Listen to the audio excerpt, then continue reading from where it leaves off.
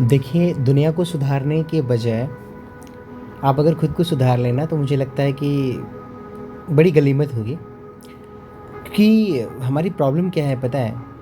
हम एक्चुअली एक दूसरे को सुधारने के चक्कर में लगे हैं। आप 7 जन्म भी अगर ले लेंगे ना, तो भी आप इस दुनिया को बदल नहीं सकते हैं।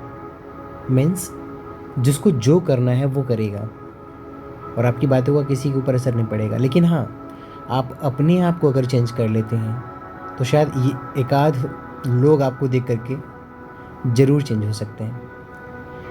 एक्चुअली गाइज़, अभी जस्ट मैंने लॉग आउट किया अपने जॉब से और सोने जा रहे थे। खतरनाक वाली नींद आ रही है। अभी मेरी आँखें बंद हैं। सो ऑल ऑफ सडन मेरे माइंड में ये थॉट आया, काइंड ऑफ अभी मेरे घर के ऑलमोस्ट 2 किलोमीटर की दूरी पे कुछ लोग अश्लील गाने बजा रहे हैं। मुझे नहीं पता वो कौन है, कहाँ के हैं। अजीबो-गरीब गाना, मतलब ऐसा गाना कि जो आप मतलब आपके कानों तक पहुँचे तो आप शर्म से डूब जाएँ। और वैसे गाने पे वो लोग मस्त डांस कर रहे हैं और आई थिंक उनके घर की बहन-बेटियाँ भी होंगी, सब साथ में डांस कर रहे होंगे। और आजकल तो ये कॉमन हो गया है, ख़ास करके यूपी और बिहार में भोजपुरी गानों को लेकर के जितनी अश्लीलता, जितनी फूहड़पन है, उसमें सब बराबर उनके परिवार भी साथ देते हैं। ये आपने अक्सर कहीं देखा होगा। तो ऐसा ऑल ऑफ सडन मुझे बहुत गुस्सा आया, मतलब काइंड ऑफ ऐसा लगा कि अगर ये लोग बगल होते तो एक हॉकी उठाता और सबको हॉकी-वॉकी मारता। तो थोड़ी देर के बाद अपने आप को फिर मैंने समझाया कि ऐसा मैं क्यों करूँ? उनकी अपनी लाइफ़ है, उनके अपने थॉट्स हैं। उन्हें जो पसंद है वो कर रहे हैं, उससे मुझे क्या मतलब है? तो इसका सॉल्यूशन क्या है? तो आई शुड इग्नोर देम। इससे बचने का उपाय ये है कि मैं उन्हें इग्नोर कर दूँ। तो इग्नोरेंस कभी-कभी लाइफ़ में ना एक मेडिटेशन, एक मेडिसिन का काम करता है भैया, दवाई का काम करता है। कभी ट्राई कीजिएगा, अगर आपको लगे कि आपके बस में कुछ चीज़ें नहीं हैं, आपके पड़ोस में, आपके आस-पास, इनफैक्ट आपकी फैमिली में कुछ ऐसी चीज़ें हैं जिन पे आपका ज़ोर नहीं चल रहा है। आप बदलना तो चाहते हैं, परिवर्तन तो करना चाहते हैं, लेकिन आपका ज़ोर नहीं चल रहा है। तो उसपे एक सिंपल सा सॉल्यूशन है कि इग्नोर। इग्नोर करिए, सुकून से रहेंगे।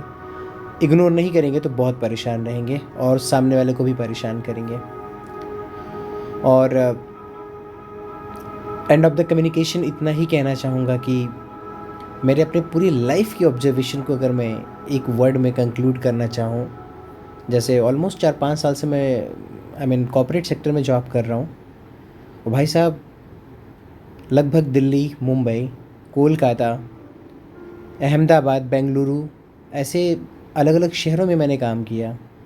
और एंड ऑफ द डे मैंने एक ही चीज़ पाया अपने लाइफ में कि देखिए भाई साहब, अपने स्वास्थ्य को ना पहली प्राथमिकता दीजिए। आपका जो हेल्थ है, वो कहते हैं ना कि हेल्थ इज़ वेल्थ। स्वास्थ्य ही आपका सबसे बड़ा धन है। और मैं कोई आपको ज्ञान की बात नहीं बता रहा एक्चुअली। मैं इस समय बिल्कुल अपनी आंखें बंद किया हूँ और मुझे लग रहा है कि मैं खुद से बातें कर रहा हूँ। और वीडियो रिकॉर्ड करने का पर्पज़ यही है कि कभी 2-4 महीने बाद अगर मैं खुद सुनना चाहूँ कि उस रात को मैं क्या बोल रहा था, तो बस मोबाइल फ़ोन में जाऊँ और प्ले करके सुन सकूँ। एक रीज़न ये भी है इसको रिकॉर्ड करने का। तो मैं यही कहना चाहूँगा कि अपने जीवन में ना अपनी प्राथमिकता सबसे पहले अपने भाई साहब स्वास्थ्य पे दीजिए। कोई आपको 1 लाख रुपए की सैलरी क्यों ना दे रहा हो, लेकिन अगर आपको लगे कि आपका हेल्थ, स्वास्थ्य के ऊपर बहुत बड़ा खतरा मंडराएगा, तो आप 1 लाख रुपए को ठोकर मारिए। इवन मैंने मारा है guys, trust me. I got opportunities from Accenture and so many companies. Even मैं आपको ऑफ़र लेटर सेंड कर सकता हूँ, मेरे को मिला। लेकिन जब मैंने अपने आप को घटाया, जोड़ा और पाया कि उस शहर में जाना, वहाँ पीजी में रूम लेना और वहाँ के मेस के खाना खाना, और वो एक अजीब सी life.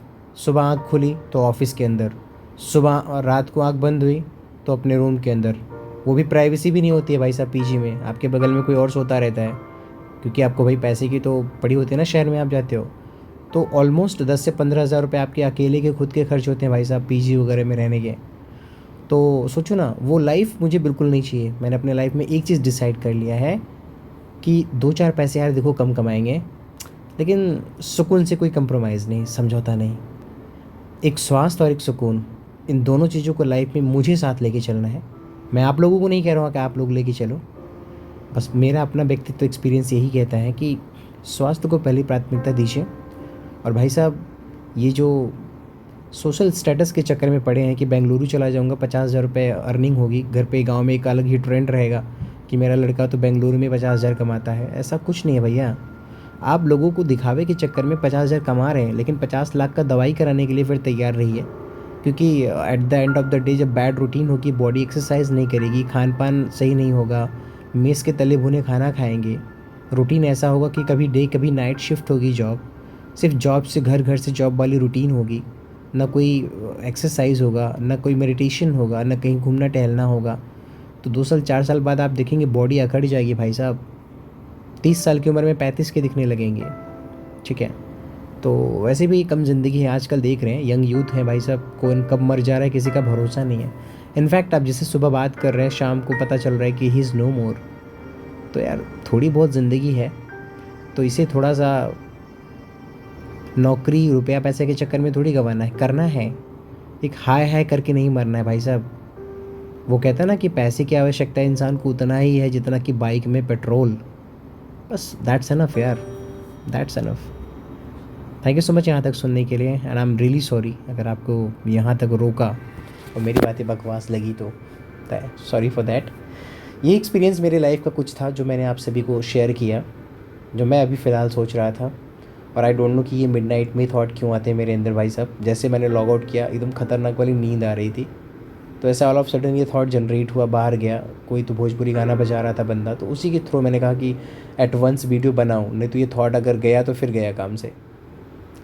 Thank you so much यहाँ तक देखने के लिए। ख्याल रखिए अपना और अपनों का। Stay blessed and stay happy.